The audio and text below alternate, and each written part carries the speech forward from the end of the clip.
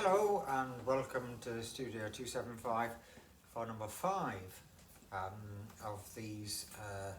They were Tim's top tips, but they're not top tips now because they seem to have become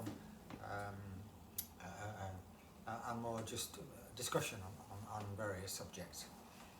Thanks for. We're not actually sure that number 3 reached everybody. And so what we've done, we've put them all onto a playlist now on the YouTube channel so that you can see them all if you've missed them, catch up on them, or you can revisit anything that you thought might be of some use or interest here. Next week we're going to slightly diverge and we're going to look into the business of promoting a composer promoting their own music. Basically, a composer needs to promote themselves before they can promote their music. And it's an essential subject if you don't have a publisher. And to be fair, even if you do have a publisher, because the composer stroke publisher relationship is a very important one and is not a one-sided one. It is probably also the thing that most composers dislike doing or find hardest to do, the actual self-promotion of their own music. But if you don't blow your own trumpet, who will? So that's something we're going to look at next week. And if you've got questions in advance for that, you could always email them you could email them to Anne. That will be anne@timknightmusic.com, and she can collate the questions and we can have a go at answering them before next week. This week I wanted to follow up on a point that was raised by John Rossiter.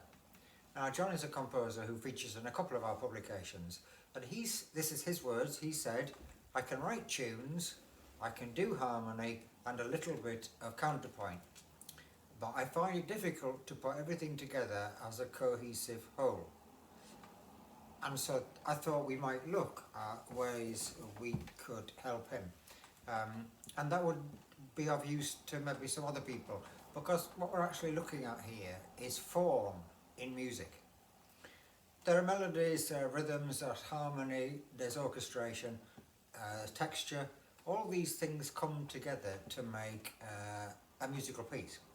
Though they don't all, of course, necessarily need to exist in every piece. If you were to nip down to Kirkstall Abbey, which is just down the road from here, which was built in 1100, which is just slightly younger than me, you would have heard, maybe in the 1500s, you would have heard monks singing plain song, which of course would be monophonic. They would just be singing it in unison with no other accompaniment. Melody we've discussed. We're not finished discussing it, but we have to for the minute. Harmony is of course the vertical chords that help. Rhythm is the manipulation of sounds in a time scale. And texture, well, texture can range from a chordal texture, it could be a melody and an accompaniment. And we're going to look, if I can get this right, a little later in this video at how we can manipulate a tune in different ways. Form is helpful to the listener because it helps them understand how a piece is going. It helps emphasize contrast, building tensions, and it makes sure literally that they don't get lost within the piece. And I'm reminded of the fact that if you drove down the M1, the motorway, from here to London, for many, many years you would see signs for Nottingham appearing. And then they suddenly ceased to appear. They just weren't there. Nottingham wasn't mentioned on the signs, and then having travelled another 40 minutes, you think, actually, this can't be right. So it had disappeared off the signs for some unknown reason, and it's now put back. But you'd missed the turn. So without signposts, it could be argued in a piece of music, a form, the listener may well get lost within the piece, as somebody going to Nottingham may well have got lost. Performers are helped by form because within that form there will be the phrasing, which will help them emphasise contrast and build the tension and release that tension. It may be, of course, that if you're in an orchestral situation, a conductor will do that. I'm minded to think of a video that I saw of George Schulte, who perhaps one of the calmest of conductors, was taking a young conductor through a masterclass in how to deal with the orchestra, and this young conductor was basically just beating the time, and George said to him, "My performers can count, they do not need you to beat the time, so if you're not bringing something else to the party, then leave the party," which for George, who was a calm man, was something to say. But that's basically true. If a conductor is just arriving to beat the time, then that isn't conducting. That isn't a conductor will have studied the score and may have a different interpretation to the players, and you can certainly hear that if you listen to two different conductors, maybe somebody from the old school and somebody from a newer school dealing with the same piece of music, you will see that they bring out different things. There are various types of form, and I'm not going into these individually because, I mean, binary, ternary, rondo, sonata. There are even forms like rhapsody, and the fact is that it doesn't have a form, and that is its form, the fact that it doesn't really have a form. But there are many others as well. So how do we put all these things together? Well, I think I'd quite like to use a viaduct analogy. So that here we have the viaduct, and I'm thinking about 40 minutes away from here we have the Yorkshire Dales, and in the Yorkshire Dales we have Ribblehead Viaduct, a massive, very long Victorian viaduct built on a peat marsh. And so many people were killed in the building of this viaduct because its foundations clearly were very difficult to establish. If we think of the train going over the top of the viaduct, then we could use that as the analogy for the melody. The train might go fast, it might go slow, it will go very slow if it's going over Ribblehead Viaduct. The arches of the viaduct, which are supporting the viaduct, we could actually say the chords, the harmony, which is supporting what the train is doing. And I guess we could then look at the fact that that viaduct goes over, well, it goes over a peat marsh, but there is a small stream, not really a river, but a small stream. And we could look at the currents going on in that river, which we could say is the counterpoint, things running together in contrast with the train going across the top. It's just an analogy I quite like.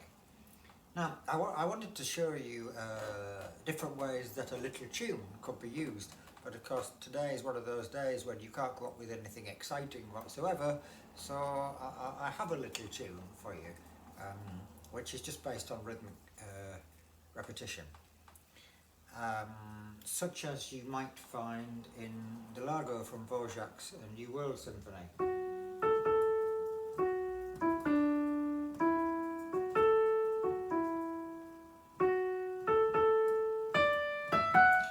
Beautifully constructed melody on a rhythmic principle. So I'm making no claim that the little tune that I've got for you today is of any quality like that. But it is a little tune, and here is the tune.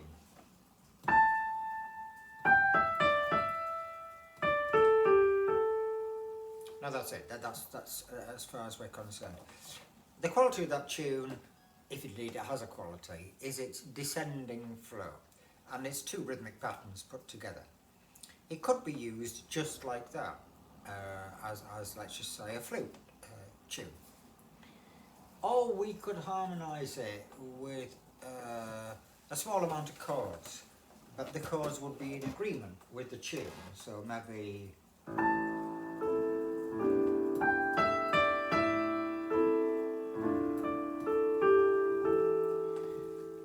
giving it a sort of maybe a pastoral feel. But what if we were to support it with chords that were completely in disagreement with that melody?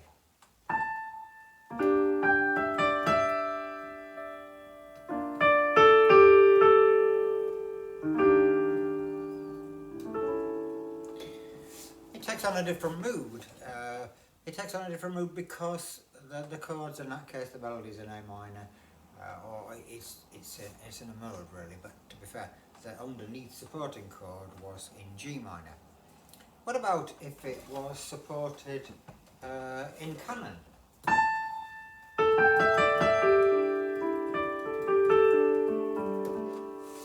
Well, that gives it a completely different feel as well, a feel of probably more power because it has been re-emphasised an octave lower. It can be harmonised in A minor, it can be harmonised in F major, and it can be harmonised in D minor. In fact, you could, out of that little piece, make a small piece.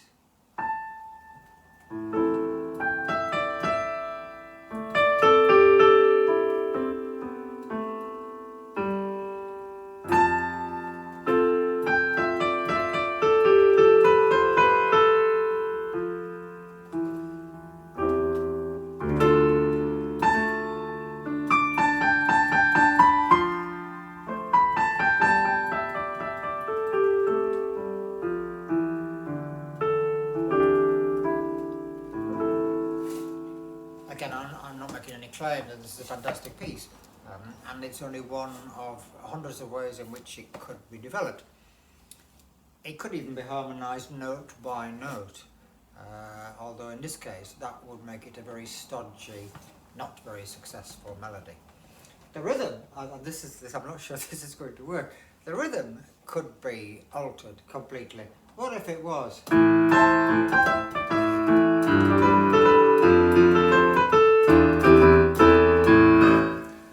Completely different feel, you're almost entering the word of jazz, and if we were to add jazz chords to that tune, we would be entering a whole new world, but it is still from the little tune that we started with. How would Vaughan Williams deal with that tune? And it is essentially a pastoral English tune, English, it's what would come. How would Bach deal with the tune? How would Debussy deal with the tune? How would Bernstein deal with exactly the same tune? Every one would sound completely different and would have the fingerprints of that composer on them. What is it about this falling tune, for example, that could be taken out to develop the idea further? Well, could we not decide, having arrived down,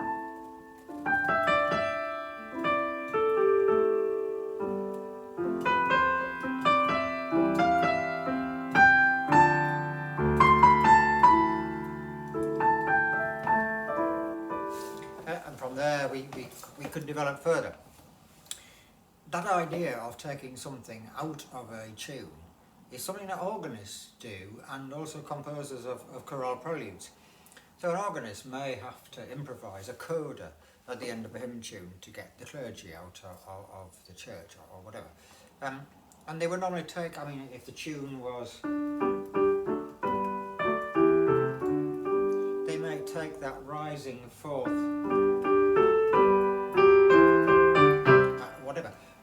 to build a short improvised coda on the tune.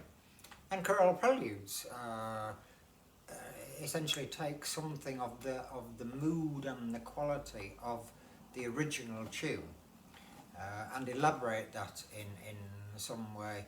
There are some very fine examples by many composers, but Flor Peters, there are some wonderfully rich, sometimes only in 2 to 3 parts, chorale preludes, which have taken a tune and elaborated on it to enhance the tune or to bring out the qualities of the tune.